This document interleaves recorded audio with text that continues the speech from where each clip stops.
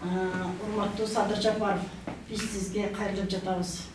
Биздин кайрылуубузду угуп, сен журт атасы катары угуп, сен дагы ушундай кыйналып жүрүп, саясий куугунтукта жүргөнүңдө, биз энелер ыйлап сыктап, колдоп сени, колубуздан келишинче жазып, атаң өтө ыйладык, энем өтө ыйладык, балам өтө ыйладык, чындыгы муну эми ортого салбашка болбой калды. Ыйлап биз колдоп, ушинтип чыгып сүйлөп жүргөнбүз, сизди колдоп. Ал эми Адахаким Самбаевич дагы ошол балдарыбызды угукка жаратып, ушундай эмне болгондо ал киши дагы эч ким чыккан эмес, жаныбызда отургандардын бирөө да чыккан эмес.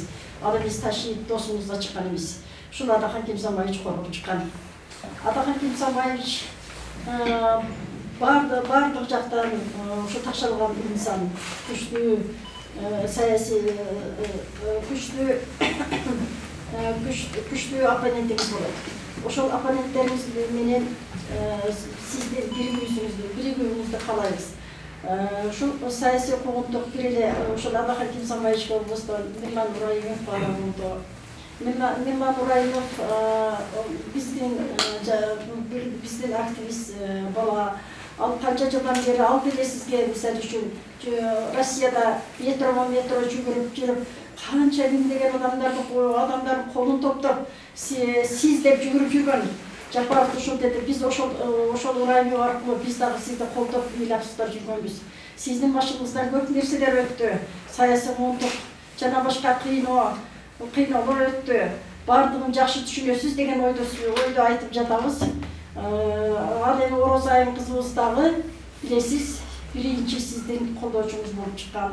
Орозайым кызыбыз кенедей болуп алып туруп, ушул кыргыз үйлөрдү тиктирип, Ошко келип, Бишкекте канча жүрүп, Бишкекте ошол жерде кармалып барып, подвалда жатып, ушинтип азап тозок менен жүргөн.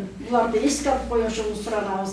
Бир күн туз тапкан жерине 1000 күн саламайт деген кыргызда сөз бар.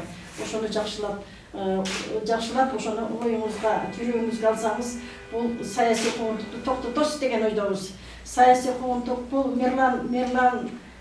Мирландын орто токой суу сактагычы кен праватты сактап калышына жана Тажикстанга болгон нерселерди чындыкты тартып берүүсүнө, ошол жака берген гуманитарный жардамын эч убакта эч ким унутпайт.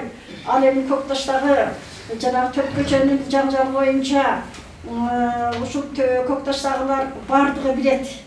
Кийин акырында жылда ошолор сүйлөп чыкчу, Адахаким Самбаевичти 80% колдошчу. Кийин сатылып кеткенди 5-6 чыгып алып, кетире сөздөр сүйлөдү. Мейли сүйлөсүн, Адахаким Самбаевичтин үстүнө 30 жылдан бери ушул жогонду коюп келатасыңар каралап. Ошентсе дагы бардык нерсеге чыдамгай болуп келатат. Биздин жалгыз үмүтүбүз Адахаким Самбаевичте болчу. Чындык тарапты, ошо чындык качан чыгат экен деп биз ошентип талап кылабыз силерден. Колуңарды тарткыла биздин бүтүн Кыргызстандан. Эмнеле бүтүн Кыргызстанга асылып калдыңар билбейм мен. Чекесинен асыла башладыңар. Ташиев айткандай, Ташиев 36-чы протоколду дагы керек болсо ошого да жооп берсин. 36-чы протоколду ошо журналисттерге барып айтканда суроо беришкен Ташиевке ушул протокол боюнча кийин ким жооптуу болот дегенде албетте президенттер жооптуу болот деген. Себеби бул Ташиев дагы сиздин буйругуңузду аткаруучу. Ошол үчүн биздин Адахаким Самбаевич дагы убагында буйрук аткаруучу болгон. Ошол убактагы биринчи Акаев кол койгон, Рахмон менен Акаевден кийин Бакиев кол койгон. Бул токтобой келип, аябай асыла бергендиктен акыры Адахамадымаров өзү барып өзүнүн ишин аткарып, ошол жерде эрдик кылып, ушул күнгө чейин жолду куруп, ушул күнгө чейин тынч өткөнгө шарт түзүп берген ошол карапайым элдерге. Яны Көкташтар булса өздөрү да ойлонушар, өздөрү да билишер. Эми тузун ичейин, туз баштыгына чыган эле болуп калды, эми кечирип коесуңар, анча сөз аралашып кетсе. Баягы ушунчалык ачуу келгенде көп нерсени айтышка туура келет.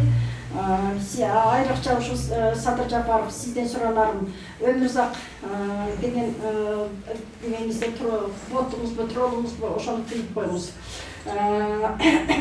жанагы Боғзат деген бар, Боғзат деп коебуз биз. Эми баягы ошол баранда тыйып коебуз. Рас чакырасыз бул тартипке, ошол кошуп чакырыңыз. Фейктериңизди тыйып коюңуз. Фейктер ар кандай нерсенин чындыгына маалыматтык согуш жүрүп кетти бул жерден. Маалыматтык согушта ар кандай деп Адахан Кимсанбаевичти өлтүрүп да коюшту, жаназасына келгиле деп да коюшту. Эмне үчүн ошону карабайсыз сиз? Сиз журт атасы болгондон кийин бардыгына текши болуңуз. Мен сизге ишенемин. Биз сизди колдоп келгенбиз, коргоп келгенбиз. Ошол үчүн ушул даражага жеткиртилгенбиз. Ошол үчүн мен сизден суранарым, бул ырайымызда кайтыңыз. Өч алуунун чеги болот, кайтыңыз. Бул балдардын убалы, булардын убалы кимге? Биздин күчтүү саясатчыбыздын аркасынан мисалы үчүн башыбызды да сайып койгонбуз. Акырына чейин барабыз. Эл журт бар, карапайым калк бар. Ошолордун жүрөктөрүн тилбеңиз. Бул адамдын Адахан Кимсанбаевичтин көптөгөн жакшы иштери болгон. Жүздөгөн мыйзам жазган. Ушул Казакстандан канчалар миңдеген кулдарды бошотуп келген иштебесе дагы. Бул мигранттарды болдук бардык закондуу түрдө бардык жактан болдук коргоп жүрөт. Бул кишилер мигранттар Казакстанда жатып калганда, жерде жатып калганда бийлик алып келген эмес. Бул эми Адахан Кимсанбаевич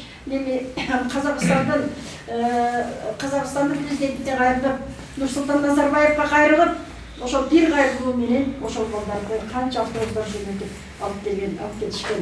Ошол үчүн көп нерселер толуп турат. Адахан Кимсанбаевичтин кылган жакшылыктарын, чыгарган закондорун айтып түгөтө албайбыз. Мына чоң саясатчылар баардыгы айтып атышат, генералдар айтып атышат, бул кишиде эч кандай күнөө жок деп. Пускай ошол Ташиев айтканда президенттер жооп берсин, Акаев келип жооп берсин, Бакиев келип жооп берсин, Өкөй тең жооп берсин. Ошолор жоопту. Жер сатты, жер демекти деп буйругу болсо, же президент болду берип Адахан Кимсанбаевич президент болгон эмес да. Онун дагы ошолор президенттер жөнөтүшкөн да муну.